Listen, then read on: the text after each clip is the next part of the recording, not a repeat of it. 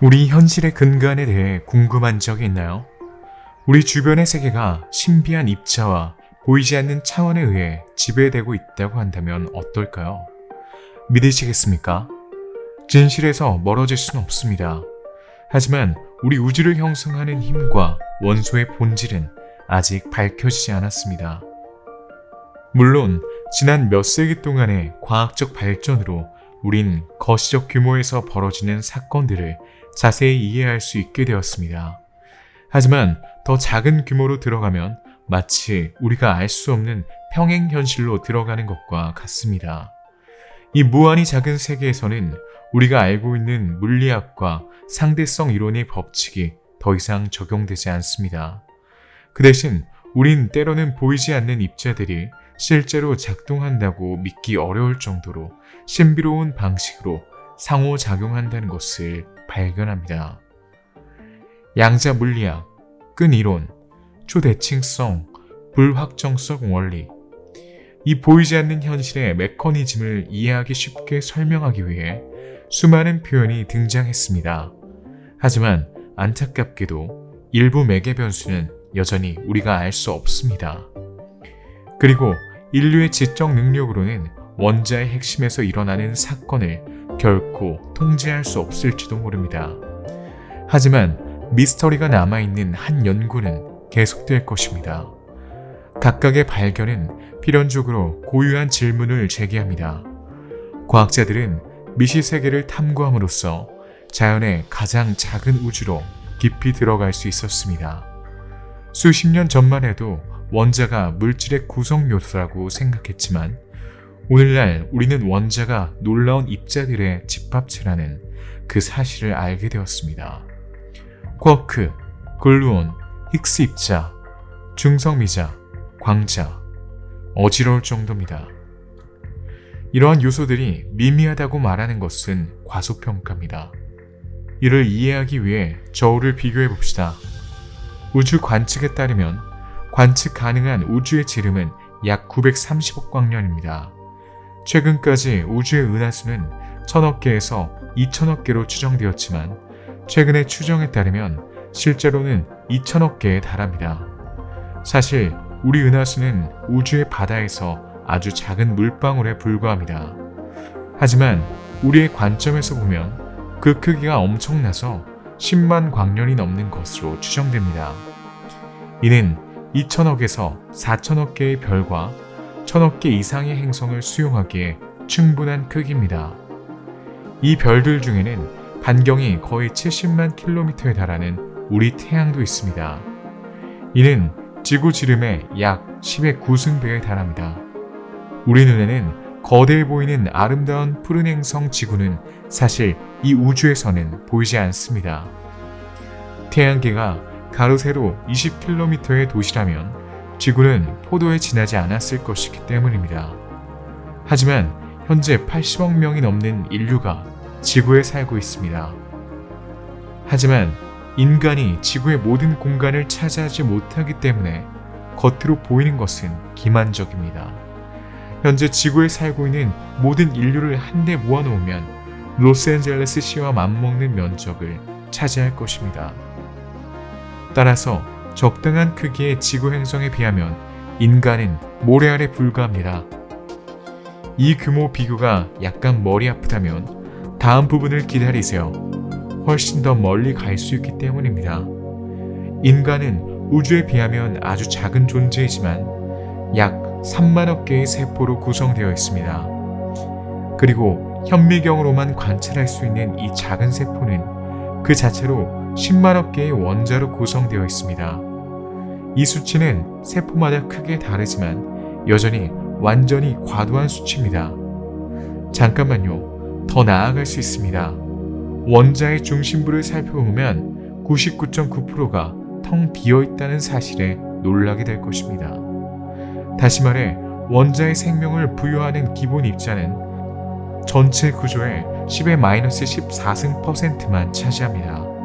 물질은 이론적으로 무로 구성되어 있다고 말할 수 있습니다. 마치 미친 소리처럼 들리겠지만 이 무 속에 우리가 알고 있는 현실에 생명을 불어넣는 양자 세계에 작은 요소들이 숨어 있습니다. 그리고 우리는 원자로 이루어져 있지만 원자의 심오한 본질은 관측 가능한 우주의 경계보다 훨씬 더 먼 곳에 있는 것처럼 보입니다. 따라서 무한히 작은 것은 많은 신비를 감추고 있습니다. 여행자 여러분, 환영합니다. 오늘 우리는 무한히 작은 물질의 중심을 탐험하러 떠납니다. 우린 함께 말 그대로 우리 내면을 깊이 들여다보면서 그 비밀을 풀어나갈 것입니다. 새로운 모험을 떠나기 전에 영상에 좋아요를 누르고 채널을 구독하여 하나도 놓치지 마세요. 감사하고 즐거운 여행 되세요.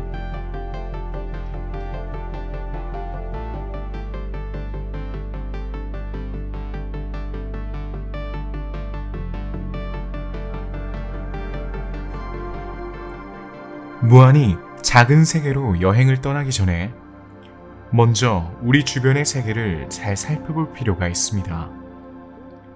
아시다시피 이 세상은 불변하는 것처럼 보이는 물리 법칙의 지배를 받습니다. 여기에는 알버트 아인슈타인의 일반 상대성 이론, 뉴턴 역학, 맥스웰의 고전 전자계약이 포함됩니다.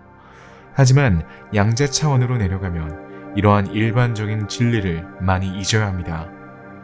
이 세계에서 우린 현실의 고전적 법칙이 고려하지 않는 흥미로운 현상을 관찰합니다. 예를 들어볼까요? 그렇다면 죽었으면서도 살아있는 사람을 알고 계신가요? 조지 로메로의 좀비 영화를 제외하면 이건 매우 불가능합니다. 이 두 상태는 매우 뚜렷하게 구분됩니다. 아무도 죽었으면서도 살아있을 수는 없습니다.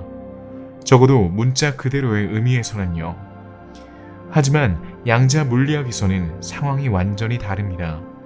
입자는 여러 가지 다른 상태로 동시에 존재할 수 있습니다.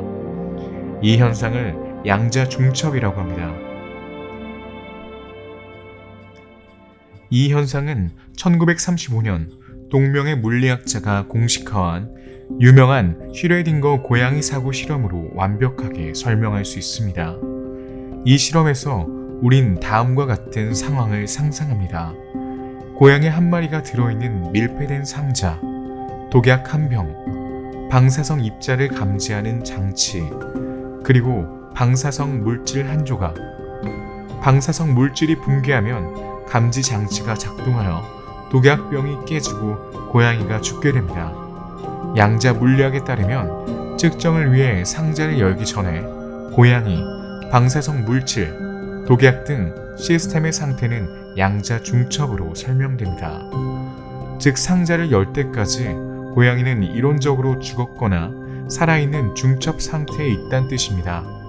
물론 이 재미있는 실험이 거시적인 규모의 현실을 반영하진 않습니다.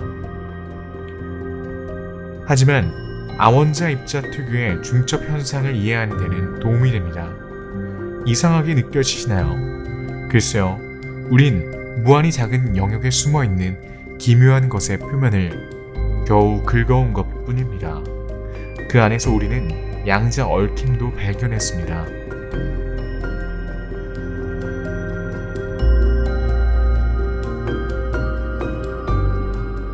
이 법칙은 두 입자가 얽혀 있으면 공간적 거리에 관계없이 양자 상태가 분리할 수 없이 연결된다는 것을 알려줍니다.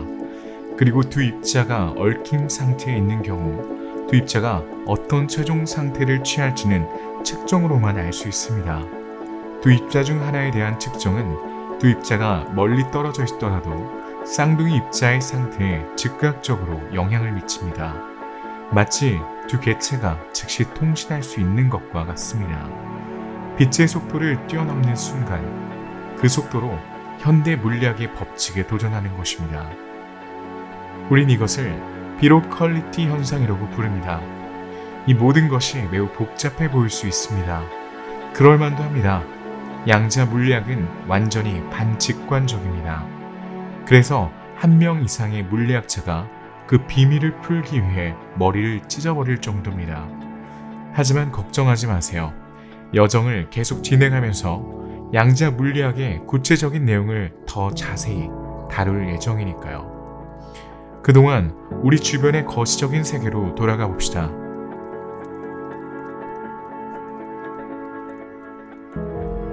에르빈 슈레된 것처럼 우리도 사고 실험을 해보려고 합니다. 이를 위해 우리는 우리가 마음대로 성장하고 축소할 수 있는 능력이 있다고 상상할 겁니다.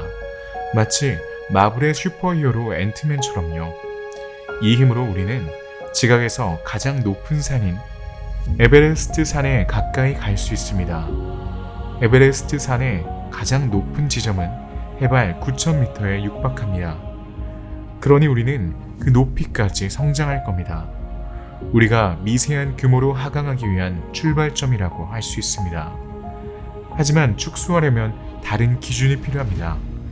이 경우 가장 높은 자연지형을 지나 가장 큰 인간 건축물로 향하는 것이 합리적입니다. 그러기 위해서는 두바이의 부르즈 칼리파에 가야 합니다. 이 거대한 타워는 높이가 828m로 300m 에펠탑의 거의 3배에 달합니다. 이제 한 단계 더 내려가서 지구상에서 가장 큰 동물의 높이로 올라가 봅시다. 바로 길이가 30m에 달하고 무게가 200톤에 육박하는 대왕고래입니다. 그리고 이 고래는 수중 환경에 서식하는 아주 작은 유기체의 집합체인 플랑크톤을 먹이로 삼습니다. 플랑크톤의 크기는 유기체의 종류에 따라 상당히 다양하지만 가장 작은 플랑크톤의 크기는 수 마이크로미터를 넘지 않습니다. 이는 밀리미터보다 1000배나 작은 크기입니다. 우리의 초능력 덕분에 우린 미세 플랑크톤의 크기로 축소하여 관찰할 수 있습니다. 우리는 지금 아주 작아졌지만 원자까지는 아직 멀었습니다. 박테리아나 다른 단세포 유기체와 마찬가지로 인간도 세포 크기지만 아직 바이러스 크기까지 확대되진 못했습니다. 네, 바이러스는 박테리아보다 훨씬 작습니다. 이 둘은 종종 잘못 연관되어 있지만 박테리아는 크기가 마이크로미터이기 때문에 광학 현미경으로 관찰하기 쉽습니다. 바이러스는 상황이 매우 다릅니다. 바이러스는 20에서 300 나노미터 크기입니다. 따라서 세포보다 10배에서 100배 정도 작습니다.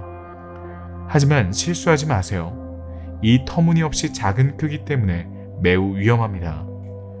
이 미세한 개체는 DNA 또는 RNA와 같은 유전 물질로 구성되어 있습니다. 이들은 감염된 숙주 세포 내에 번식하기 때문에 세포 내 기생충이라고 불립니다. 기생충은 생명체로 간주되지 않지만 자율적으로 복제하고 번식할 수 있습니다. 다시 무한히 작은 것의 세계로 돌아가 보겠습니다. 가장 작은 바이러스의 크기를 약 20나노미터로 본다면 물질을 구성하는 기본 구성 요소인 원자와 비교하면 여전히 거인에 불과합니다.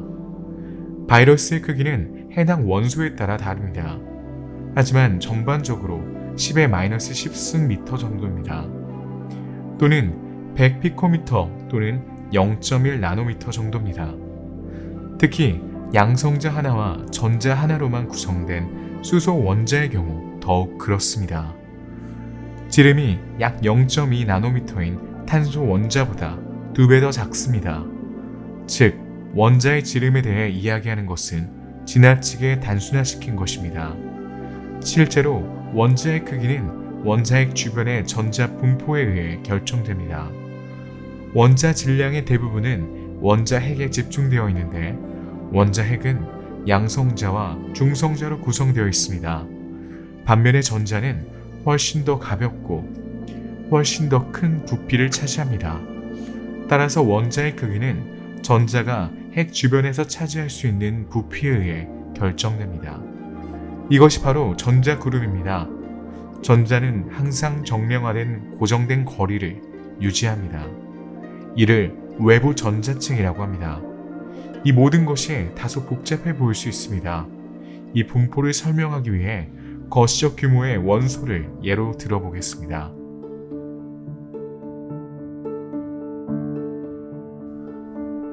달이 전자이고 지구가 원자의 핵이라고 상상해 보세요. 이 가설에서 달은 지구 궤도를 돌 수 있지만 잘 정의된 특정 반경에서만 가능합니다. 또한 달이 2차원 평면에서 움직이는 것이 아니라 구의 표면에서 움직인다고 상상해 보세요. 달의 위치는 공간의 모든 3차원을 고려하지만 다양한 외부 전자층에 해당하는 지구와의 거리는 항상 고정되어 있습니다. 달은 이러한 층 중 어느 곳에서나 발견될 수 있으며 특정 장소에 존재할 확률이 높거나 낮을 수 있습니다. 정확한 위치를 알 수 있는 유일한 방법은 측정하는 것입니다. 측정을 여러 번 반복하면 각 층의 각 구역에 대한 존재 확률을 추정할 수 있습니다. 원자핵 주변에서 중력을 받는 전자와 정확히 같은 원리입니다. 전자의 존재에 대한 이러한 불확실성은 순전히 양자적 특성입니다. 실제로 달은 전자처럼 전혀 행동하지 않습니다. 달의 위치는 직접 관측하지 않고도 계산을 통해 매우 정밀하게 결정할 수 있습니다. 그러나 전자의 양자적 특성으로 인해 측정하지 않으면 주어진 순간 t에서의 정확한 위치는 항상 알 수 없습니다. 물리학에서는 이를 원자 궤도라고 합니다. 원자 궤도는 주어진 영역의 핵 주위에 전자가 존재할 확률을 알려주는 수학적 함수입니다. 이 설명은 앞으로의 여정에서 유용하게 사용될 것이므로 명심하세요. 또한 구슬로 잘못된 표현 원자가 실제로는 주로 진공으로 구성되어 있는 이유를 이해하는 데 도움이 됩니다.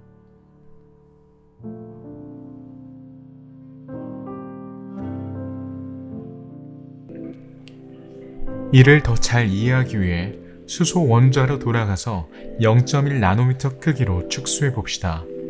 이 시점에서 우리는 무한히 작은 것에 빠르게 접근하고 있습니다. 0.1나노미터는 인류가 태양과 비교했을 때보다 더 작은 크기입니다. 원자가 얼마나 불균형적으로 작은지 이해하기 위해 다음과 같은 추정치를 제시할 수도 있습니다. 평균적인 성인의 몸에는 관측 가능한 우주 전체에 존재하는 별의 수보다 10만 배 더 많은 원자가 포함되어 있습니다. 다시 말해 7바의 10의 27승계의 원자로 이루어졌다는 뜻입니다. 이 수치를 들으면 뇌에 불이 붙을지도 모릅니다. 하지만 물질의 가장 작은 원소를 실제로 관찰하려면 우린 여전히 물질의 중심부까지 내려가야 합니다. 그리고 다시 한번 낙하가 어지럽습니다. 우리가 말했듯이 수소핵은 단일 양성자로 구성되어 있습니다. 이 양성자는 피코미터가 아니라 펜토미터입니다. 10의 -15승미터입니다. 더 정확하게 말하면 양성자의 크기는 0.877 펜토미터입니다. 따라서 수소의 원자핵은 원자 자체보다 10,000배나 더 작습니다. 수소의 원자 구름이 축구 경기장 지름이라고 가정하면 수소의 핵은 경기장 중앙에 놓인 구슬보다 크지 않을 겁니다. 전자는 소립자, 즉 작은 부분으로 구성되어 있지 않은 입자로 간주됩니다. 그 크기를 추정하는 것은 매우 어렵고 정확하게 결정된 적이 없습니다. 그러나 과학자들은 10의 -22승미터 미만일 될 것이라는데 동의합니다. 축구 경기장의 예로 돌아가서 양성자가 경기장 한가운데에 있는 구슬이라면 전자는 가장 작은 바이러스보다 크지 않을 것입니다. 우리가 우주의 무한한 확장을 상상할 수 없듯이 우린 가장 기본적인 입자의 크기를 개념화할 수 없습니다. 어쨌든 무한히 작은 것의 영역으로 엄청난 하강을 한 후 우린 이제 원자의 중심부로 뛰어들 수 있습니다.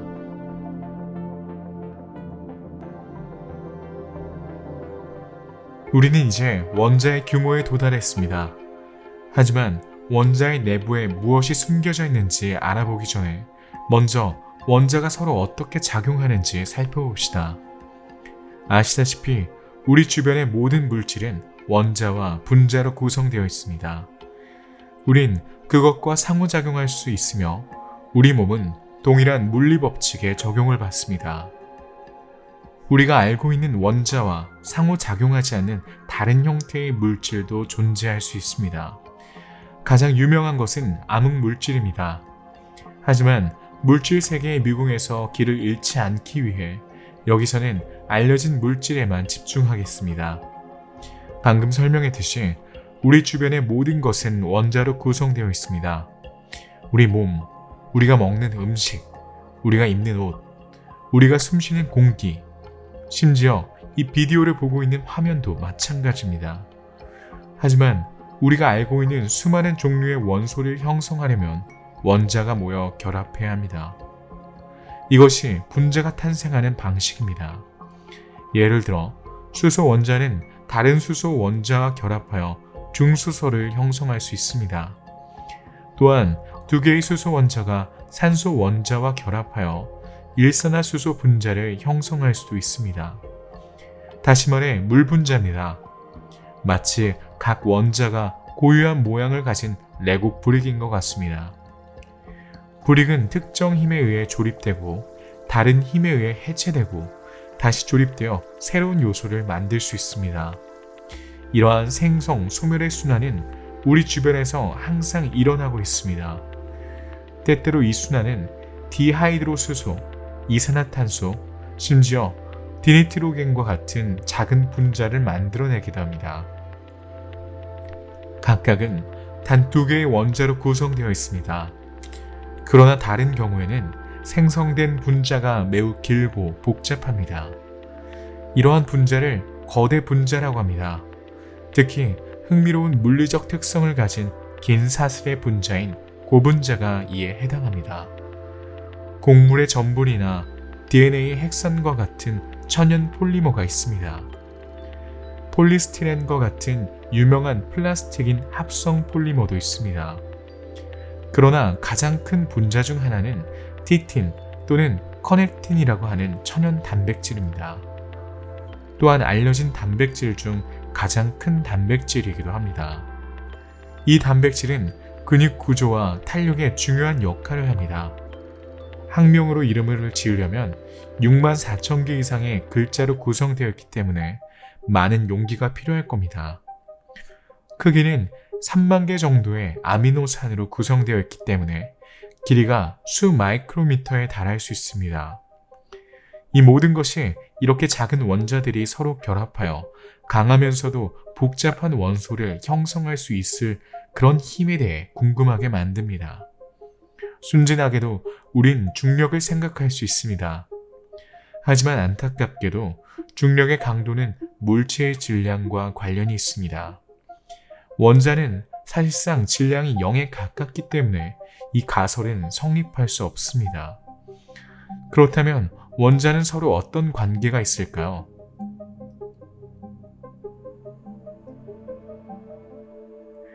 이를 알아보기 위해서는 물리와 화학 수업으로 돌아가야 합니다. 가장 잘 알려진 결합인 공유결합부터 시작하겠습니다. 공유결합에서는 원자는 하나 이상의 전자쌍을 공유하여 보다 안정적인 전자 구성을 달성합니다. 공유된 전자는 원자의 핵 사이에 상호 인력을 형성하여 결합을 유지합니다. 간단히 말해 두 원자가 자신의 안정성을 보장하기 위해 자원을 공유하는 것과 같습니다. 이를 예의의 교환이라고 부를 수 있습니다. 공유 결합은 가장 강력하고 가장 널리 퍼진 원자 결합입니다. 그러나 동일한 원리에 기반한 소위 이온 결합도 있습니다. 여기서 원자는 전자의 전부 또는 일부를 전달하여 양이온과 음이온을 형성합니다. 이온은 단순히 주위를 끌어당기는 전자의 부족 또는 과잉으로 인해 양전하 또는 음전하를 띠는 원자를 말합니다. 네, 전자는 음전하를 띠는 입자입니다. 결과적으로 전하가 반대인 이온 사이의 인력은 원자를 서로 붙잡아 둡니다. 아직도 이해가 되시나요? 지금까지는 매우 복잡한 주제를 다루지 않았기 때문에 일반적으로 그렇습니다. 하지만 양자 현상의 영역으로 들어가면 상황이 조금 더 복잡해질 수 있습니다. 하지만 다시 본론으로 돌아와서 이온 결합과 공유 결합 외에도 금속 결합도 있습니다. 이 경우 원자는 핵에서 가장 먼 층에서 전자를 방출합니다. 이를 원자가 껍질이라고 합니다. 이렇게 방출된 전자는 금속 원자 사이에서 스핀을 일으키며 양 전하를 띤 이온 사이에 정전기적 인력을 형성합니다. 그 결과 금속 특유의 견고하고 유연한 구조가 만들어집니다. 반데르왈스 힘에 대해서도 잘 알고 계시나요? 반데르왈스 힘은 짧은 거리의 분자 사이에 작용하지만 이전의 결합에 비해 그 영향력은 다소 약합니다. 이는 전하 분포의 일시적인 변동으로 인해 인력이 발생하기 때문입니다. 마지막으로 수소 결합이 있습니다. 수소 결합은 수소 원자가 고도로 전기 음성을 띠는 원소와 결합할 때 작용합니다. 즉, 전자를 강하게 끌어당길 수 있는 원소를 말합니다. 예를 들어 산소, 질소, 불소 등이 있습니다. 이 구성에서 수소 원자는 전자가 다른 원자에 의해 부분적으로 포획되기 때문에 약간의 양전하를 띠게 됩니다. 이는 수소 결합으로 알려진 정전기 결합을 생성합니다. 이 결합은 반데르왈스 힘보다 더 강하며 많은 생물학적, 화학적 현상의 근원이 됩니다. 예를 들어 정전기 결합은 물이 표면에 달라붙는 물방울을 형성할 수 있게 해줍니다. 도마뱀이 벽을 오를 수 있는 것도 바로 이 힘 덕분입니다. 수소 결합은 단백질의 안정성과 DNA의 구조에도 관여합니다. 따라서 원자의 핵심에 도달하지 않고도 원자가 엄청나게 복잡하다는 것을 알 수 있습니다. 원자는 스스로의 힘에 복종하며 그 힘으로 우리가 관찰하지만 이해할 수 없는 물질의 법칙을 만들어냅니다. 이제 원자가 서로 어떻게 작용하는지 살펴봤으니 이제 원자를 개별적으로 관찰하는 여정을 계속할 차례입니다. 큰 개체와 작은 개체가 있듯이 원자는 다양한 형태로 존재합니다. 이러한 형태는 원자가 가지고 있는 전자의 수와 원자의 핵을 구성하는 원소에 의해 특징 지어집니다. 이러한 원소를 핵이라고 하지만 양성자와 중성자로 더 잘 알고 있을 겁니다. 원자핵에 핵이 많을수록 원자를 운반하는 원자의 질량이 커집니다. 실제로 양성자가 하나뿐인 수소는 가장 가벼운 원자입니다. 가장 무거운 원자는 우라늄 238입니다. 우라늄의 핵은 92개의 양성자와 146개의 중성자를 포함하고 있습니다. 우라늄은 원소 중에서 가장 질량이 크지만 우리 몸집에 비하면 엄청나게 작습니다. 약 4바의 10의 마이너스 25승 킬로그램, 그리고 지름이 궁금하다면 350 피코미터입니다. 또는 0.35바의 10의 마이너스 10승 미터입니다. 그럼에도 불구하고 자연에서 발견되는 모든 원자의 왕으로 남아 있습니다. 실험실에서 훨씬 더 인상적인 다른 원소들이 만들어졌습니다. 바로 주기율표에서 공식적으로 가장 무거운 원소인 오가네손입니다. 2002년에 처음으로 인공적으로 합성된 이 원소는 매우 불안정하여 1m초 이내에 분해됩니다. 오늘날 많은 과학자들은 새롭고 더 무거운 원소를 만드는 것이 불가능하다고 생각하지만 다른 과학자들은 그 반대를 주장합니다. 어쨌든 불필요하게 복잡하게 만드는 것을 피하기 위해 단순한 원자의 핵심에서 모험을 계속해 보겠습니다. 산소 원자입니다. 산소 원자는 16개의 핵으로 이루어져 있습니다. 양성자 8개와 중성자 8개입니다. 이 단단한 핵 주위로 8개의 전자가 중력을 받습니다. 이들은 원자의 주변 구름으로 알려진 것을 형성합니다.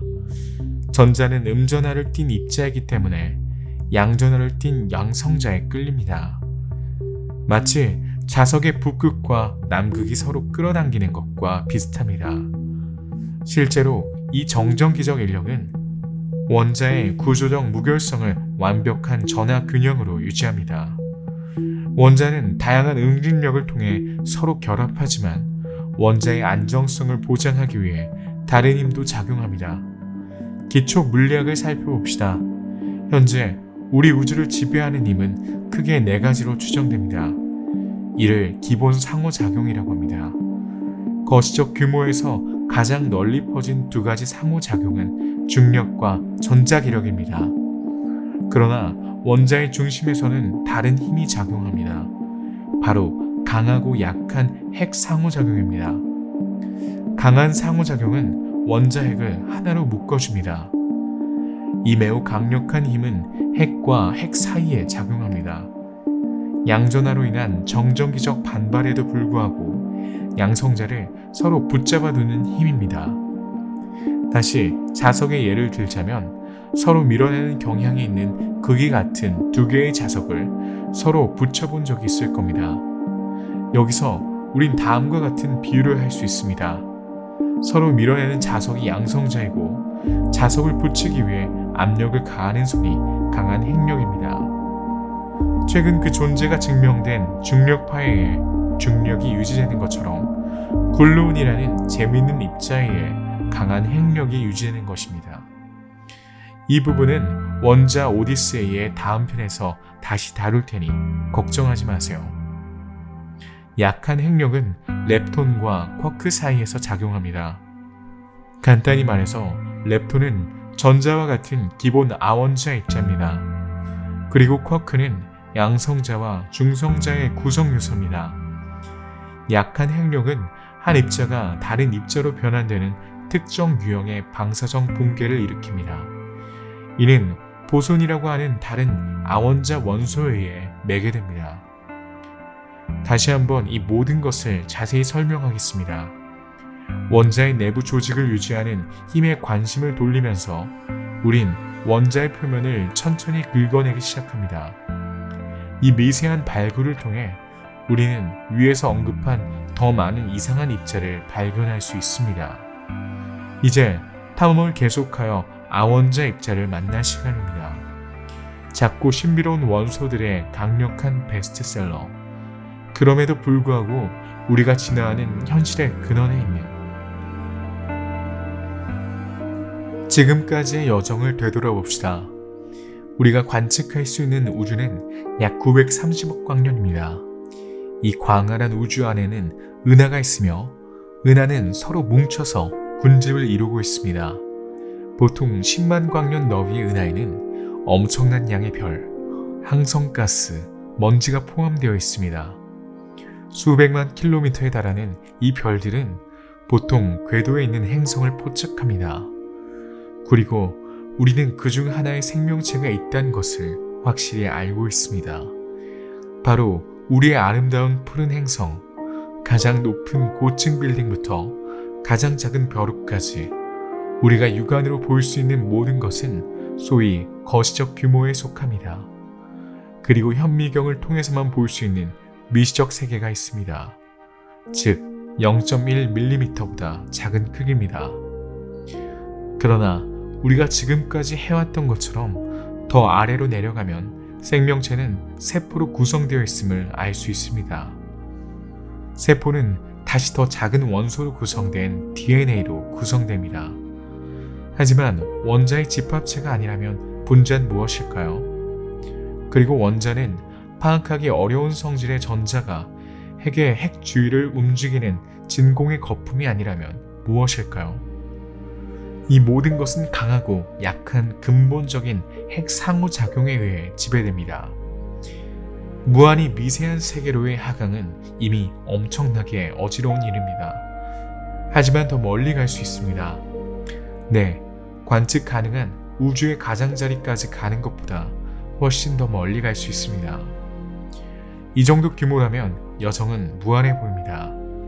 왜냐하면 양성자와 중성자의 중심에는 또 다른 기본 입자가 있기 때문입니다. 바로 그 유명한 쿼크입니다. 데모크리토스와 에피크로스와 같은 고대 그리스인들은 당대의 원자 개념에 대한 이론을 세웠지만 이 가설을 검증하지 못한 채 수년 후인 18세기에 이르러서야 원자라는 단어가 부활하게 됩니다. 과학의 발전으로 물질의 기본 구성 요소인 원자의 존재를 증명하는 것이 가능해졌습니다. 물리학자 존 달튼은 1800년대에 원자의 개념을 처음으로 부활시킨 사람 중 한 명입니다. 그 후 J.J. 톰슨, 어니스트 러더퍼드, 알버트 아인슈타인과 같은 다른 과학자들이 이 가설을 검증하고 강화했습니다. 원자는 그리스인들이 생각했던 것처럼 깨지지 않는 또는 분할할 수 없는 것이 아니라 전자가 움직이는 전하를 띤 핵으로 구성된 엄격한 의미에서 주로 빈 몸체라는 것이 입증되었습니다.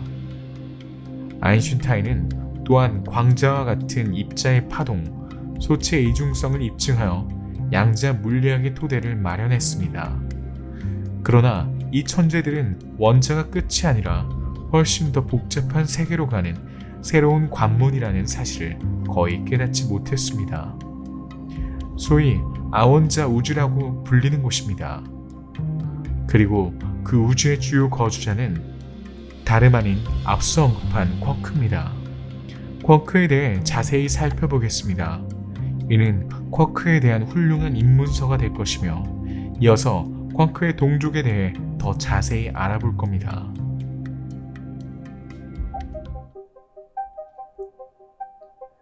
우선 쿼크는 단일 개체가 아니라는 점을 기억하는 것이 중요합니다. 쿼크는 기본 입자 그룹을 설명하는 데 사용되는 용어입니다. 우린 기본 입자를 더 작은 부분으로 나눌 수 없을 때 기본 입자라고 말합니다. 적어도 현재 우리가 알고 있는 지식에 따르면 그렇지 않습니다. 따라서 쿼크는 물질의 기본 구성 요소로 간주됩니다. 양성자, 중성자, 그리고 기타 아원자의 입자 형성을 담당합니다. 쿼크의 발견은 1960년대 물리학자 머레이 겔만과 조지 츠바이크가 쿼크 이론이라는 제목의 이론을 독립적으로 제안한 것으로 거슬러 올라갑니다. 이들은 양성자, 중성자, 이와 유사한 입자가 더 작고 나눌 수 없는 입자로 구성되어 있다는 가설을 제시했습니다. 1975년이 되어서야 최초의 쿼크가 실험적으로 관찰되었는데 이는 CRN의 입자가스 패널 덕분이었습니다. 이 기술적 업적은 제네바 인근 프랑스 스위스 국경에 있으며 강입자충돌기 또는 LHC라고도 불립니다. 지하에 매설된 27km의 길이의 원형 튜브는 입자가 충돌할 때까지 입자를 빛에 가까운 속도로 가속합니다. 그 결과 미세한 충격이지만 전례 없는 강력한 충격이 발생하여 물질이 파편화되어 구성 성분이 드러나게 됩니다. 하지만 다시 쿼크에 대해 이야기해 보겠습니다. 쿼크는 현재 6가지 유형이 알려져 있으며 마지막 유형은 1997년에 발견되었습니다. 다음은 그 목록입니다. 쿼크 위로, 다운 쿼크, 이상한 쿼크, 매력 쿼크, 탑 쿼크, 그리고 하단 쿼크. 이러한 쿼크는 각각 고유한 특성을 가지고 있습니다. 여기에는 질량, 전하, 스핀이 포함됩니다. 이들의 전하를 분수라고 하는데 이는 전자 전하의 3분의 2 또는 3분의 1에 해당합니다. 스핀의 경우 입자 물리학에서 어디에나 존재하므로 이 개념을 정의하는 것이 중요합니다. 스핀은 입자가 동료 입자 그리고 자기장과 상호작용하는 방식을 나타내는 양자 속성입니다. 입자의 일종의 내부 회전으로 볼 수 있습니다. 구체적인 예를 들자면 태양 주위를 도는 지구의 움직임을 예로 들어보겠습니다. 지구는 태양 주위를 공전하며 일정한 속도로 궤도를 돌고 있습니다. 이는 운동량에 해당합니다. 그러나 지구는 또한 스스로 자전합니다. 지구의 회전과 관련된 양을 각 운동량이라 합니다. 양자 물리학에서는 속도의 위치의 개념이 더 이상 의미가 없습니다. 이것이 바로 불확정성 원리인데 이에 대해서는 나중에 다시 설명드리겠습니다. 그러나 각 운동량은 좀 더 추상적인 의미이긴 하지만 어느 정도 관련성을 유지합니다. 따라서 스핀은 각 운동량과 동일하지만 양자 규모에서는 다릅니다. 예를 들어 전자의 스핀은 2분의 1입니다. 이는 전자가 두 가지 다른 상태로 존재할 수 있음을 의미합니다. 바로 스핀업과 스핀다운입니다. 마치 전자가 두 가지 유형의 내부 회전을 할 수 있는 것처럼 말이죠. 이 두 가지 상태를 서로 반대 방향을 가리키는 화살표로 상상할 수 있습니다. 스핀의 중요성은 전자가 서로 또는 다른 입자와 상호작용하는 방식을 결정한다는 사실에 있습니다. 예를 들어 물질의 자화에서 스핀이 같은 방향으로 정렬된 전자는 전체 자기장을 생성하는 데 도움이 됩니다. 스핀은 복잡한 개념이지만 입자의 기본 속성을 설명합니다. 스핀은 거시적 규모로 해석되는 다양한 양자 현상에서 중요한 역할을 합니다. 물리적 속성에 대해 더 자세히 알아보겠습니다. 자, 이제 상황이 복잡해지니 주의 깊게 보세요. 6가지 유형의 쿼크는 함께 큰 기본 입자군인 하드론을 형성합니다. 그러나 이 계열 안에는 두 종류의 입자가 있습니다. 첫째, 양성자나 중성자처럼 3개의 쿼크가 분리할 수 없는 시스템으로 구성된 바이론이 있습니다. 이것이 우리를 둘러싸고 있는 고전적인 물질을 바이론 물질이라고 부르는 이유입니다. 그리고 중성자가 있습니다. 중성자는 짝수 개의 쿼크와 반쿼크의 기괴한 체계에 의해 형성됩니다. 알려진 모든 쿼크는 이 두 클래스 중 하나에 속합니다. 예를 들어 전자의 경우처럼 자연 상태에서 고립된 쿼크를 찾는 것은 불가능합니다. 따라서 쿼크는 항상 하드론이라는 조합을 형성합니다. 이 매우 특별한 성질을 하드론 감금이라고 합니다. 명확하다는 장점이 있는 이름입니다. 앞서 원자핵에서 양성자를 서로 묶어두는 강력한 상호작용에 대해 이야기했습니다. 그러나 실제로 이 상호작용은 쿼크 자체에 영향을 미칩니다. 실제로 단일 양성자 또는 중성자의 쿼크는 끊임없이 보손을 교환하기 때문에 서로 용접된 채로 하드론을 형성합니다. 조언의 한마디는 이야기를 놓치고 싶지 않다면 메모를 해두세요. 보손이란 용어는 입자 그룹도 포함합니다. 이 입자들은 4가지 큰 우주의 힘을 전달하는 매개체 역할을 합니다. 중력, 전자기, 강한 핵 상호작용, 그리고 약한 핵 상호작용. 강한 상호작용을 담당하는 보손을 글루온이라고 합니다. 글루온은 접착체처럼 물질의 기본 구성 요소를 서로 붙잡아두기 때문에 이 용어가 아주 잘 어울립니다. 다른 3가지 상호작용의 배후에 있는 보손에 대해서는 곧 다시 설명하겠습니다. 매 순간 물질의 중심에 있는 양성자들은 글루온을 교환합니다. 이 교환은 하드론의 응집력을 보장하기 위해 핵 자체 내에서 이뤄질 뿐만 아니라 같은 원자핵에 있는 핵들 사이에서도 서로 용접된 상태를 유지하기 위해 이뤄집니다. 아주 짧은 거리에서는 아원자 수준에서와 마찬가지로 강한 상호작용이 전자기보다 더 강렬합니다. 그 결과 양성자는 서로 밀어내는 전하에도 불구하고 서로 뭉쳐있는 상태를 유지합니다. 이 상호작용은 매우 강력하기 때문에 이론상으로는 핵의 중심인 쿼크 3개를 해체하려면 무한한 힘이 필요합니다. 이것이 바로 단일 쿼크가 발견되지 않는 이유를 설명합니다.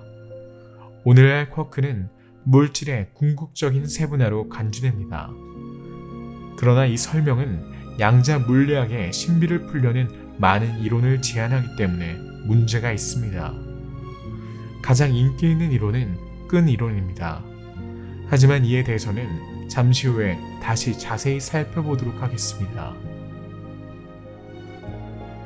쿼크와 더 일반적으로 하드론에 이어 또 다른 주요 아원자 입자군은 렙톤입니다.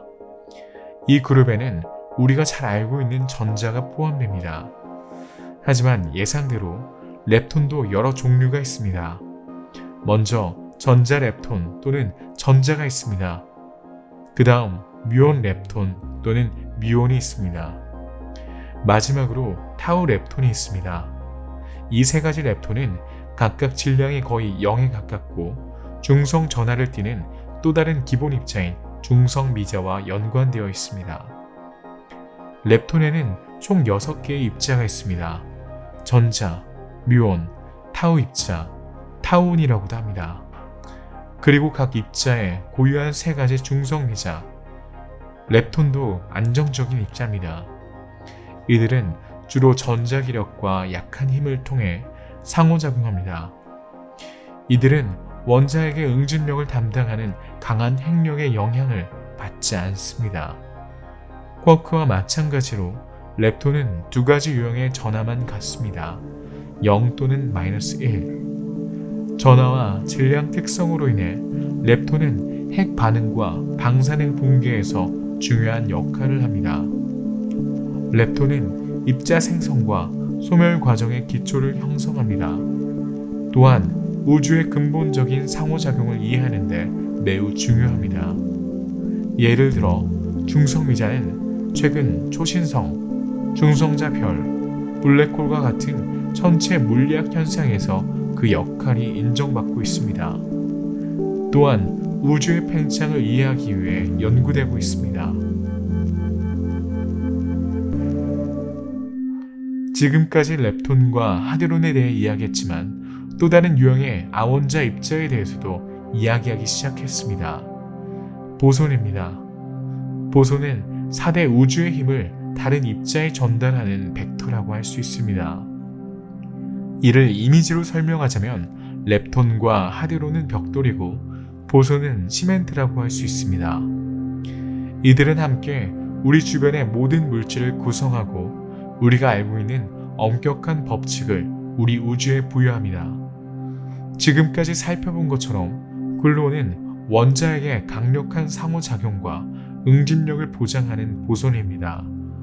중성자, 양성자, 중성미자에 생명을 부여합니다. 글루온은 질량이 없으며 모두 8개가 존재합니다. 다음 전자기 상호작용입니다. 물리학에 대해 조금이라도 알고 있다면 이 상호작용의 벡터가 다름 아닌 광자라는 것을 이미 알고 있을 것입니다. 흔히 빛의 알갱이라고도 하지만 에너지 운반체라고 말하는 것이 더 정확할 것입니다. 광자는 원자가 에너지를 받을 때 방사선이나 산란에 의해 생성됩니다. 보다 안정적인 상태로 돌아가기 위해서는 원자는 에너지를 운반하는 광자를 방출하여 빛을 발산합니다. 네, 방출되는 광자의 에너지에 따라 원자는 다양한 색으로 방사됩니다. 보라색부터 빨강, 파랑, 초록, 노랑까지 눈에 보이는 색이 있습니다. 하지만 보이지 않는 색도 있습니다. 적외선 또는 자외선 범위의 전자기파. 광자는 원자의 구조에도 도움이 됩니다. 광자는 전자를 원자핵에 연결합니다. 마지막으로 광자는 질량이 0입니다. 더 가벼운 입자로 분해되지 않으므로 완전히 안정적입니다. 광자와 글루온 다음에는 W+, W-, 제로 보손이 있습니다. 이들은 약한 상호작용의 표현입니다. 이들은 아원자 입자에 비해 질량이 매우 높기 때문에 그 범위가 상당히 제한적입니다. 이 상호작용은 모든 물질 입자에 영향을 미친다는 점에 유의하세요. 렙톤과 하드론 모두 마찬가지입니다. 마지막으로 중력은 특별한 경우입니다. 4가지 큰 힘 중에서도 실제로 가장 약하지만 범위가 무한한 유일한 힘이기도 합니다. 중력을 운반하는 보손은 중성자여야 합니다. 불행히도 이는 아직 관찰된 적이 없습니다. 반면에 우리는 중력파가 존재한다는 것을 알고 있습니다. 중력파는 2개의 거대한 블랙홀이 멀리 떨어진 곳에서 충돌한 후 2015년에 라이고와 천여자리의 협력에 의해 처음 발견되었습니다. 천재적인 알버트 아인슈타인과 그의 일반 상대성 이론에 의해 예측된 지 정확히 100년 만입니다. 그러나 중력자 문제는 여전히 미해결 상태입니다. 요약하자면 물질의 기본 입자는 보손을 교환함으로써 서로에게 불연속적인 양의 에너지를 전달합니다. 그리고 각 기본 힘에는 그에 상응하는 보손이 있습니다. 즉, 우리가 신비한 중력자의 존재를 받아들인다면 말입니다. 이 모든 물질 입자, 힘, 운반 입자의 분류는 여러분에게 익숙한 모델에 따라 정리되어 있습니다. 바로 입자 물리학의 표준 모델입니다. 입자 물리학자들은 자신들의 발견을 정리하고 다양한 아원자 원소들을 분류하기 위해 모든 것을 하나로 묶는 이론을 개발했습니다. 이 이론은 입자 물리학의 표준 모델 또는 더 간단하게 표준 모형이라고도 알려져 있습니다. 이 기본 이론은 기본 입자와 입자를 지배하는 힘을 설명합니다. 1970년대에 물질의 기본 구성 요소와 이들 간의 상호작용을 정리하기 위해 개발되었습니다. 이 모델은 대칭성의 원리를 기반으로 하며 제임스 클러크 맥스웰, 알버트 아인슈타인, 닐스 보어 등을 비롯한 많은 과학자들의 초기 연구를 기반으로 합니다. 수년에 걸쳐 개별 쿼크와 중성 미자에 관한 발견 등 수많은 발견이 이루어지면서 이 모델의 신뢰성이 강화되었습니다. 표준 모형에는 페르미온으로 알려진 모든 쿼크와 렙톤, 그리고 근본적인 상호작용을 담당하는 보손이 포함됩니다. 따라서 입자, 힘, 매개체라는 3부작을 기반으로 합니다. 그러나 이 모델 자체는 입자와 그 상호작용을 설명하기 위해 다른 이론을 사용합니다. 여기에는 대칭성 원리와 양자장 이론이 포함됩니다. 이 모든 것은 필요한 지식이 없는 사람에게는 매우 복잡합니다. 하지만 간단히 설명하자면 양자장 이론은 기본 입자와 그 상호작용을 설명하는 데 사용되는 수학적 프레임워크라 말할 수 있습니다. 이 이론에 따르면 공간은 일련의 필드로 가득 차 있습니다. 이는 공간을 통해 전파되고 입자와 상호작용하는 수학적 실체입니다. 양자장은 장방정식이라는 방정식으로 설명되며 이는 시공간에서 어떻게 지나하는지를 설명합니다. 이 이론은 입자를 확률론적 파동함수로 설명할 수 있다고 가정하는 양자역학의 원리를 기반으로 합니다. 따라서 그 핵심적인 특징 중 하나는 양자화 개념입니다. 이 개념에 따르면 입자와 관련 장은 무한한 연속체가 아닌 개별적인 양자화 상태로 존재합니다. 이는 기본 입자가 에너지, 운동량, 전하 등의 특정 불연속적인 값만 가질 수 있다는 것을 의미합니다. 양자장 이론은 또한 양자 상태를 선형적으로 결합하여 새로운 상태를 형성할 수 있는 중첩의 원리를 기반으로 합니다. 이를 통해 입자의 생성과 소멸, 입자 간의 상호작용과 같은 현상을 설명할 수 있습니다. 요컨대 표준 모형은 그 자체로 하나의 이론이라기보단 여러 이론을 통합하려는 시도라고 할 수 있습니다. 그리고 이는 매우 성공적인 시도라고 할 수 있습니다. 하지만 안타깝게도 몇 가지 회색 영역이 있습니다. 이 모델에서 제자리를 찾기 위해 고군분투하고 있는 중력부터 시작하겠습니다. 네, 표준 모형은 강하고 약한 핵력뿐만 아니라 전자기적 상호작용을 포함합니다. 이 힘들이 모든 물질 입자에 어떻게 작용하는지를 매우 만족스럽게 설명합니다. 또한 수년 후 cRNA 입자 충돌기에서 발견된 특정 입자의 존재를 예측하기도 했습니다. 하지만 중력은 어떨까요? 이것은 중요한 질문입니다. 왜냐하면 오늘날 중력은 표준 모델에 포함되지 않았고 유명한 중력자의 발견은 아직 멀었기 때문입니다. 한편으로 우린 미시 세계를 설명하는 데 사용되는 양자 이론을 가지고 있습니다. 그리고 다른 한편으로는 거시적 세계를 설명하는 데 사용되는 일반 상대성 이론이 있습니다. 문제는 아무도 두 이론을 조화시킬 수 없다는 것입니다. 언뜻 보기에는 무한히 작은 것에 대해서는 양자 물리학을 사용하고 거시적인 현상에 대해서는 일반 상대성 이론을 전환하면 되기 때문에 문제가 되지 않는다는 생각할 수 있습니다. 하지만 한계는 어디일까요? 언제 전환해야 할까요? 양자 물리학에서 상대성 이론으로 즉시 전환할 수 있는 임계 거리가 있을까요? 모든 것의 이론으로 알려진 이 두 이론의 통합은 과학자들을 괴롭히는 몇 가지 수수께끼를 풀 수 있습니다. 여기에는 우주의 팽창, 빅뱅 이후 반물질의 소멸, 기타 여러 가지 의문이 포함됩니다. 그리고 더 많은 질문이 목록에 추가되고 있습니다. 현재 중력은 아원자 수준에서 무시할 수 있는 수준입니다. 이 힘의 강도는 물체의 질량에 따라 달라지는데 무한히 작은 세계에서는 사실상 제로에 가깝기 때문입니다. 하지만 강한 중력과 미시적 규모가 나란히 존재하는 특별한 경우가 많이 있습니다. 어떤 경우인지 짐작할 수 있을까요? 답은 블랙홀의 중심이자 우주의 첫 순간에 있습니다. 특이점이라고 불리는 무한 밀도의 한 지점에 경이로운 양의 물질이 들어있는 곳입니다. 양자 물리학 모델에 중력을 추가하면 블랙홀의 중심과 빅뱅의 기원에 대한 비밀이 풀릴 것입니다. 우린 또한 질량이 완전히 다른 쿼크와 렙톤의 새 그룹, 즉 과학자들이 부르는 대로 새 세대가 있다는 것을 알고 있습니다. 하지만 이 질량 규모의 범위를 어떻게 설명할 수 있을까요?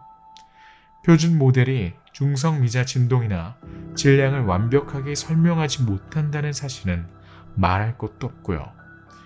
연구자들은 본능적으로 매개 변수가 누락되어 있음을 감지합니다. 데이터의 한 조각, 퍼즐의 한 조각이 빠진 것입니다. 그리고 인간 이해의 한계로 인해 모든 것에 대한 이론에 도달하지 못할 가능성이 높습니다. 모든 물리학자의 궁극적인 환상, 다른 모든 이론을 통합하고 규모에 관계없이 모든 물리적 현상을 설명할 수 있는 이론, 초대칭 이론, 끈 이론, 루프 양자 중력과 같은 흥미로운 개념들은 이러한 의문을 해결하기 위해 표준 모형을 확장하려고 시도합니다. 하지만 아직 아무것도 이루어지지 않았습니다. 우린 여전히 이러한 질문의 무게를 덜어줄 그 유명한 유레카를 기다리고 있습니다. 그럼에도 불구하고 표준 모형은 현실에 훨씬 더 가까워지고 있는 것 같습니다. 블랙홀과 중력파의 발견이 아인슈타인의 상대성 이론을 지지하는 강력한 논거였다면 최근 표준 이론을 지지하는 또 다른 발견이 등장했습니다. 이 예상치 못한 발견은 바로 유명한 힉스 입자입니다. 2012년 CERN 연구원들은 입자 가속기를 이용해 놀라운 발견을 해냈습니다. 그들은 기계를 사용하여 양성자를 매우 높은 에너지로 가속한 다음 충돌시켰습니다. 이러한 고에너지 충격은 빅뱅 직후에 존재했던 것과 유사한 조건을 만들었습니다. 힉스 입자를 찾기 위해서는 이 원시적 환경에서 붕괴 생성물을 검출해야 했습니다. 힉스 입자 자체는 불안정하며 거의 즉각적으로 다른 하위 입자로 분해됩니다. 그래서 과학자들은 숨겨진 입자를 식별하기 위해 이러한 특정 붕괴의 신호를 찾았습니다. 그리고 2012년 7월 그 발견이 발표되었습니다. 수집된 데이터는 힉스 입자의 예상 신호에 해당하는 중요한 마커를 보여주었습니다. 데이터의 철저한 분석 끝에 힉스 입자의 존재가 공식적으로 확인되었습니다. 이는 영국의 물리학자 피터 힉스가 입자의 질량에 부여하는 양자 물체의 가설적 존재를 공식화한 지 약 50년 만의 일이었습니다. 힉스의 이론에 따르면 기본 입자는 모든 공간을 채우는 장과 상호작용을 통해 질량을 얻습니다. 입자가 이 장에 더 민감할수록 입자의 질량은 더 커집니다. 그리고 이 장의 양자적 현상은 다름 아닌 힉스 입자로 알려진 보손입니다.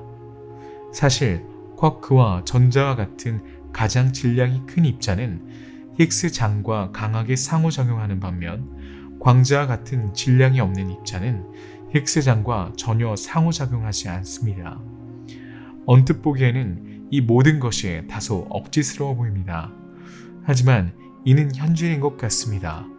힉스 입자의 발견은 표준 모형의 확인의 전환점이 되었습니다. 또한 전자파 대칭성의 기원을 이해하는 데도 중요한 역할을 했습니다. 그렇다면 전자기 대칭성이란 무엇일까요? 빅뱅 직후의 우주가 매우 뜨거웠을 때 전자기력과 양력이 하나의 힘, 즉 전자기력으로 통합되었습니다. 입자는 질량이 없었고 빛의 속도로 움직였습니다.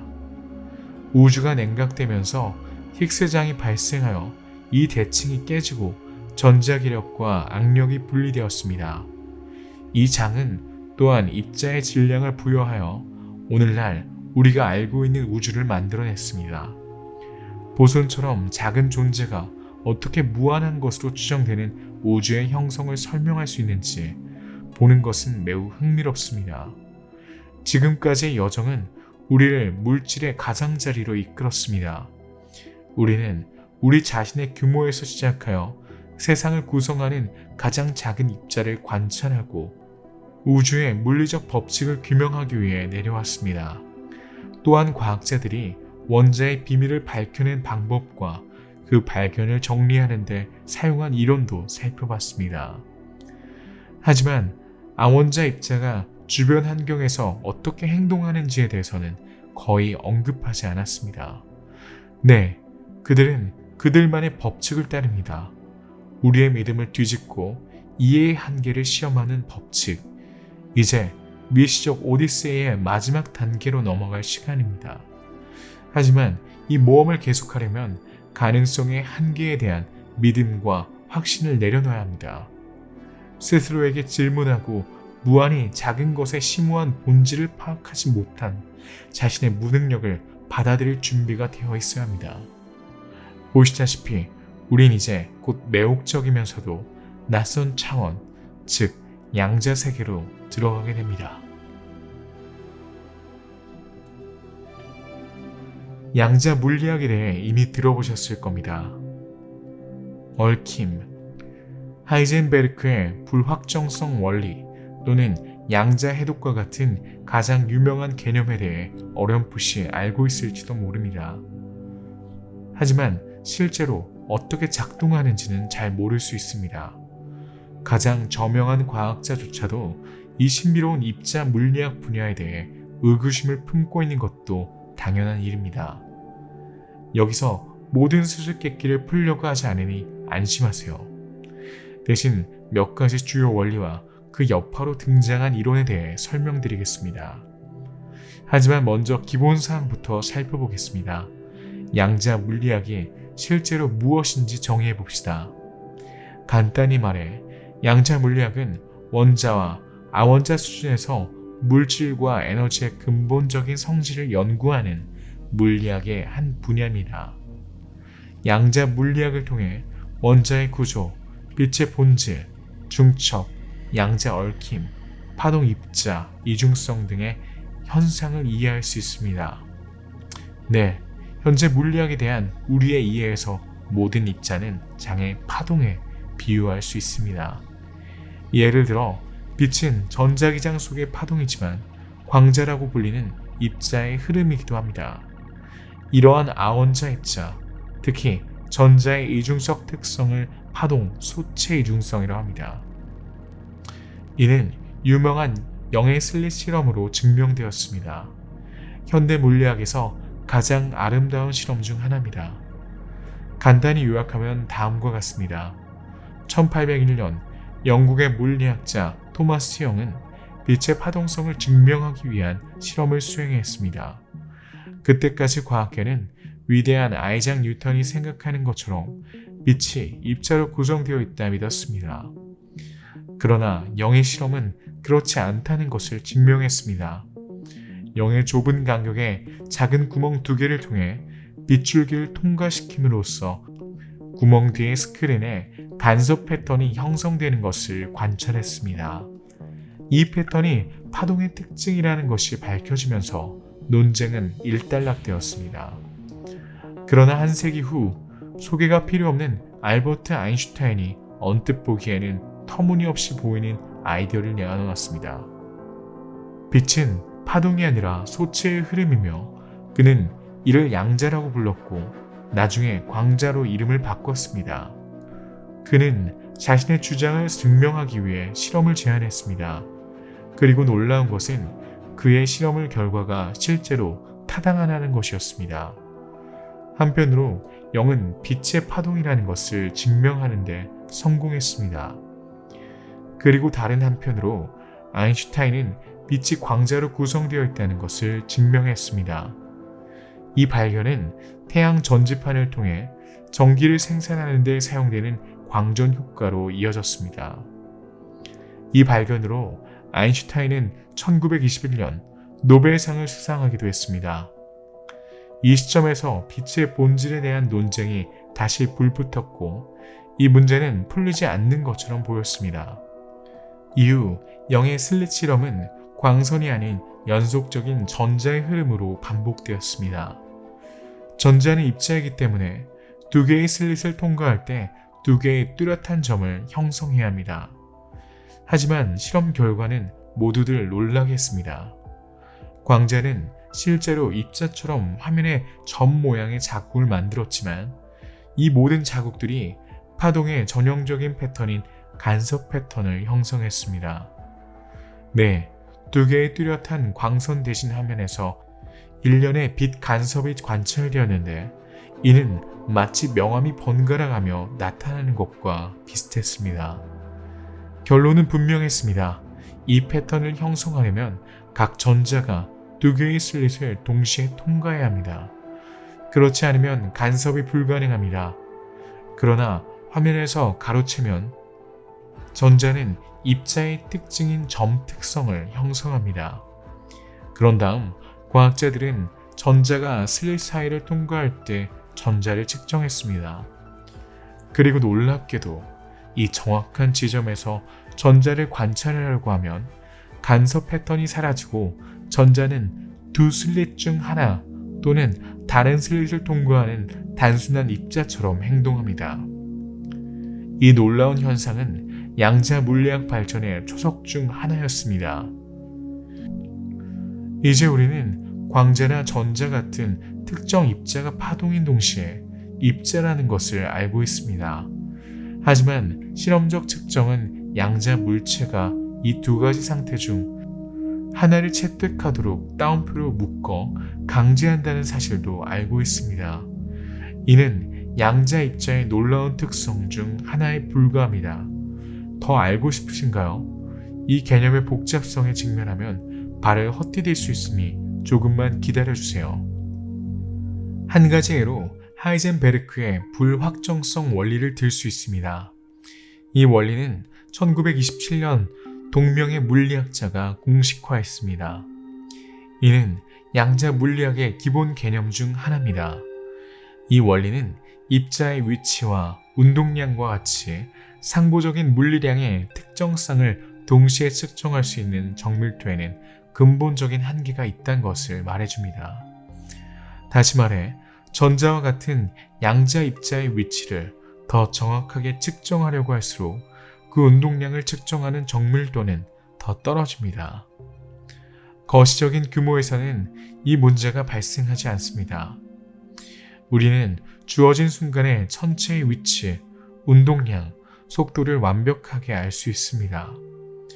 이러한 불확실성은 측정 기기의 정밀도와는 아무런 관련이 없다는 점을 이해하는 것이 중요합니다. 오히려 자연 자체가 우리가 그 신비를 파헤치지 못하도록 장벽을 세우고 있는 것과 같습니다. 마치 물리학 법칙이 우리가 그 복잡성을 완전히 파악하지 못하도록 설계된 것과 같습니다. 이는 많은 의문을 제기합니다. 이 한계는 자발적인 것인가? 세상에 대한 우리의 이해를 고의로 방해하고 제한하는 더 높은 존재가 있는 걸까요? 물질의 비밀을 밝히기 위해 우린 진화를 해야만 하는 걸까요? 전능하고 전지전능한 관찰자가 우리의 한계를 시험하기 위한 방법일까요? 사실 이는 별로 중요하지 않습니다. 위대한 실존적 질문에 낙담하는 것은 인간의 본성이 아니니까요. 그리고 호기심 많은 두뇌가 살아있는 한 그 해답은 끊임없이 추구될 것입니다. 몇 세기 전만 해도 상상할 수 없는 일들이 이젠 우리 사회의 핵심이 되었습니다. 그리고 앞으로 수십 년 동안 어떤 발견이 우리를 기다리고 있을지 누가 알겠습니까? 양자 세계는 좋든 나쁘든 우리에게 저항하는 것이 사실입니다.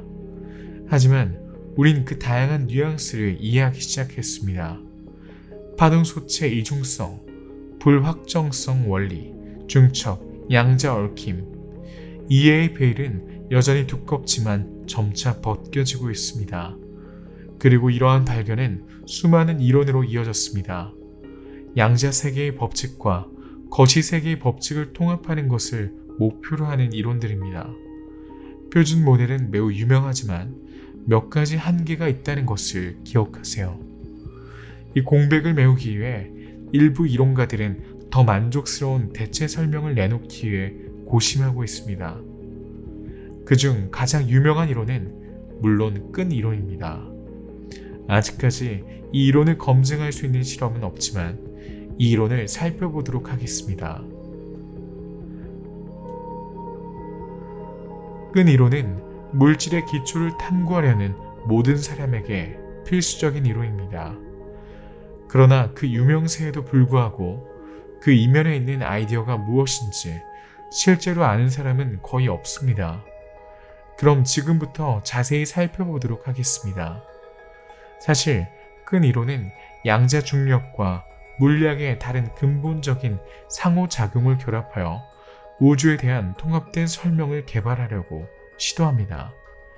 기본 입자는 구조가 없는 점이 아니라 끈이라고 불리는 1차원 실체라고 제안합니다. 네, 이론적 가능성의 한계에 있는 물질 깊숙이 파고든 작은 끈이죠. 절대 온도가 가능한 가장 낮은 온도인 것처럼 더 이상 낮아질 수 없는 한계도 존재할 것입니다. 바로 플랑크 길이입니다. 양성자 반경보다 약 10억 배 작은 거리, 약 10의 마이너스 35승미터입니다. 그리고 이 거리, 무한히 작은 깊숙한 곳에서 이 이론의 핵심인 유명한 끈이 발견될 것입니다. 이 가설에 따르면 현은 서로 다른 주파수와 모드에서 진동하는 기본 물체입니다. 이러한 진동 모드는 질량, 전하, 스핀과 같이 우리가 관찰하는 입자의 특성을 결정합니다. 따라서 중성미자, 전자 또는 쿼크와 같은 제한된 기본 입자 집합 대신 끈 이론은 입자에는 오직 한 가지 유형, 즉 끈이 존재한다고 제안합니다. 필라멘트는 스스로 진동하며 다양한 진동 모드를 통해 우리가 알고 있는 다양한 기본 입자를 움직입니다. 그리고 중력자처럼 우리가 알지 못하지만 존재한다고 가정하는 입자들도 있습니다. 아직도 이해가 되시나요? 바로 그겁니다. 끈 이론은 또한 중력의 끈 상호작용의 자연스러운 결과라고 제안합니다. 아주 간단하게 요약하자면 기본 입자를 무차원의 점이 아닌 1차원의 물체로 간주하면 상대성 이론의 유효한 정량화에 도달할 수 있습니다. 따라서 끈 이론은 양자 역학과 일반 상대성 이론 사이의 비호환성 문제를 해결합니다. 현대 물리학의 두 기둥, 사실 이것이 표준 모형에 대한 완화 이론의 핵심입니다. 이 이론들은 모두 양자화, 즉 상대성 이론에 대한 실행 가능한 대안을 제안하는 것을 시도하지만 양자 규모에서 시도합니다. 흔히 양자 중력 문제로 알려져 있습니다. 아원자 규모의 중력은 거의 존재하지 않을 정도로 약하기 때문에 이 문제는 매우 어려운 과제입니다. 이러한 점에서 끈 이론은 아원자 입자부터 우주 구조에 이르기까지 우주 전체를 설명할 수 있는 물리학의 엘도라도로 불리는 만유 이론에 대한 흥미로운 전망을 제시합니다. 심지어 암흑물질의 기원을 설명할 수 있는 이상적인 후보가 될 수 있는 추가 입자인 X이온의 존재를 제안하기도 했습니다. 그러나 이 이론은 몇 가지 문제를 해결하고 시도하면서 다른 문제를 제기합니다. 네, 이 큰 아이디어의 본질적인 특징은 우리가 알고 있는 4차원의 시공간에 추가 차원을 추가해야 한다는 것입니다. 실제로는 미시적 차원을 넘어서 규모로 코일 또는 압축된 미지의 차원이 여러 개로 존재하기 때문입니다. 그리고 끈 이론이 작동하려면 10차원이 필요하다는 것이 중론입니다. 즉, 1차원의 시간과 9차원의 공간입니다. 초심자에게는 다소 억지스러운 이 가설이 우리의 감지 장치가 정교해졌음에도 불구하고 왜 우리가 이러한 추가 차원을 인식하지 못하는지 설명할 수 있을 겁니다. 이러한 다양한 모순을 극복하기 위해 끈 이론은 끈에 스핀을 부여하거나 다중우주의 존재를 규정하는 등 여러 가지 방식으로 확장되었습니다. 따라서 끈 이론은 여전히 진행 중인 연구라는 점을 이해해야 합니다. 이 이론의 지지자들은 아직 완전한 공식을 밝혀내지 못했습니다. 사실 끈 이론은 많은 수학적, 개념적 난제들로 인해 많은 연구자들을 당혹스럽게 만들고 있습니다. 현재까지 직접적인 실험을 통해 이를 확인할 수 있는 방법은 없습니다. 그도 그럴 것이 이론에서 가정하는 6개의 알려지지 않은 숨겨진 차원 때문에 실험적으로 예측할 수 있는 것이 너무 많아서 확인할 수 없기 때문입니다. 그러나 모든 희망이 사라진 것은 아닙니다. 실제로 검증할 수 있는 끈 이론의 한 가지 요소가 있기 때문입니다. 이 유망한 구성 요소는 초대칭성이라는 이름으로 불립니다. 입자 물리학의 이론적 확장으로 물질의 구성 요소, 우주의 힘, 그리고 이들을 하나로 묶는 매개체 사이의 대칭을 제안합니다. 암흑물질의 본질과 같은 입자 물리학의 특정 한계와 해결되지 않은 의문을 해결하는 것을 목표로 합니다. 초대칭 이론은 표준 모형에 알려진 모든 입자에 대해 파트너가 존재한다고 가정합니다. 현재의 표준 모형에는 12개의 기본 입자가 있습니다. 그러나 반입자뿐만 아니라 다양한 버전의 입자를 포함하면 61개에 이릅니다. 그러나 초대칭 이론에 따르면 입자는 그 2배인 122개에 달합니다. 이러한 초대칭 파트너를 슈퍼 파트너라고 합니다. 즉, 모든 물질 입자, 즉 모든 페르미온에 대해 슈퍼 파트너가 존재합니다. 예를 들어 전자의 이중차를 셀렉트론이라고 합니다. 그리고 모든 힘 입자인 보손에도 슈퍼 파트너가 있습니다. 광자의 경우 이는 광자가 될 것입니다. 그리고 각각의 초대칭 입자는 이중 입자와 반대되는 범주에 속합니다. 따라서 셀렉트론은 보손이 되고 포토논은 페르미온이 됩니다.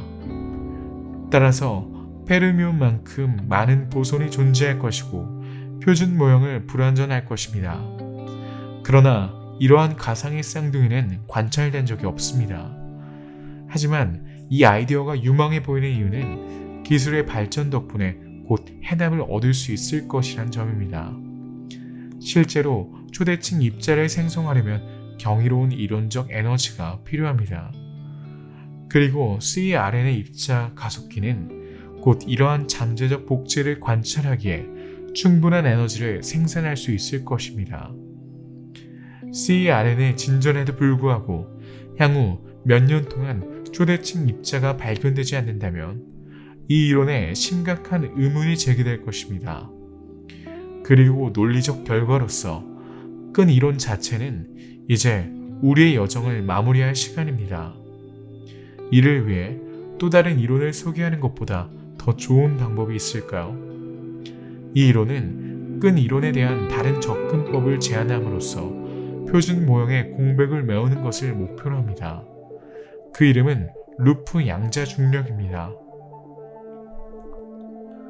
기본 물체의 존재를 포함하는 끈 이론과 달리 루프 양자 중력은 시공간 자체의 기하학적 구조에 초점을 맞춥니다. 이 이론에서 시공간은 매끄러운 연속체가 아니라 다양한 지점을 연결하는 루프 또는 링크로 구성된 불연속적인 네트워크로 간주됩니다. 이러한 루프는 시공간 영역 간의 근본적인 양자 상호작용을 나타내며 불연속적인 구조를 형성합니다. 또는 원하는 경우 불연속 구조라고도 할 수 있습니다. 이 점을 설명하기 위해 그녀는 그래프 이론과 양자 수학의 개념을 사용하여 이러한 루프와 시간에 따른 진화를 설명합니다. 또한 시공간 영역의 면적과 부피를 정량하는 데 의존합니다. 마치 시공간을 기본 벽돌로 구성하는 것과 같습니다. 쉽게 말해 시공간의 원자라고 할 수 있습니다. 루프 양자 중력의 중요한 측면은 격자 스핀이라는 개념입니다. 하지만 이것이 정확히 무엇을 의미할까요? 격자의 각 루프는 각 운동량 또는 스핀의 양자화된 양을 전달한다는 것을 이해해야 합니다. 그리고 이 양은 시공간의 기하학적 구조와 관련된 양자 속성을 나타냅니다. 이러한 스핀의 관점을 통해 시공간의 중력 특성을 미시적 규모로 설명할 수 있습니다.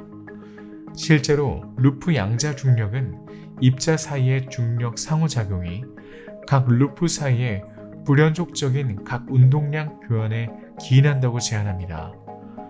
요컨대 이 가설은 양자 중력의 문제를 해결합니다. 그러나 이전 이론과 마찬가지로 루프 양자 중력은 아직 연구 중입니다. 문제는 여전히 남아 있습니다.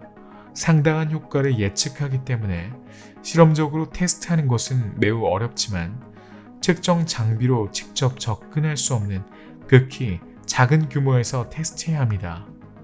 다시 말하지만 이 모든 것은 10-35승미터인 플랑크 길이에서 발생합니다. 현대 물리학의 가장 큰 난제인 4대 만유인력의 통일을 모든 규모에서 달성하는 것을 목표로 하는 다른 많은 이론들이 있습니다. 모든 것에 대한 이론. 그러나 무한히 큰 것과 무한히 작은 것을 통합하는 것이 가능할까요? 인간은 자신을 구성하는 물질과 그가 살고 있는 우주의 심오한 본질에 대해 무지한 상태로 남아있어야 하는 그 운명을 타고난 것이 아닐까요? 아마도 그럴지도 모르죠. 하지만 이렇게 어려운 과제 앞에서 포기해야 할까요? 절대 그렇지 않습니다. 오늘날 수천 명의 연구자, 물리학자, 과학자들이 자신을 괴롭히는 질문에 대한 답을 찾기 위해 열심히 노력하고 있습니다. 시간이 지남에 따라 늘어나는 발견의 위로를 받으며 우린 해답이 가까이 있다는 것을 마음속 깊이 느낍니다. 하지만 각각의 발견에는 그에 따른 의문도 수반됩니다. 결국 이것이 우주의 가장 위대한 비밀이 아닐까요? 우리에게 풀기 어려운 수수께끼를 계속 던져주는 것이 바로 우주의 능력이 아닐까요? 이해의 열쇠가 모두 밝혀지는 것은 아닐까요? 우리가 살아있는 한 우리의 경이로움과 호기심을 지속시킬 원천 말이죠.